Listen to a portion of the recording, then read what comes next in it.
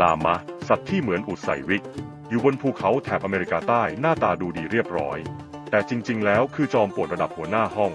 ลามะมีความสามารถพิเศษยิงน้ำลายใส่คนที่มันไม่ปลื้มคือถ้าเธอเคยโดนเพื่อนปาดน้ำใส่ตอนเด็กลามะคือตัวแทนแห่งความหลังนั้นเลยนะถึงนิสัยจะขี้หวีแต่มันแบกของเก่งมากใช้ขนทำเสื้อได้แถมเดินบนเขาสูงชันได้แบบไม่หอบถ้ามีประกวดวิจักรยานยนต์ไม่มีเครื่องลามะต้องเข้ารอบแน่แต่ระวังไว้หน่อยนะมันไม่พูดเยอะแต่น้ำลายเยอะมาก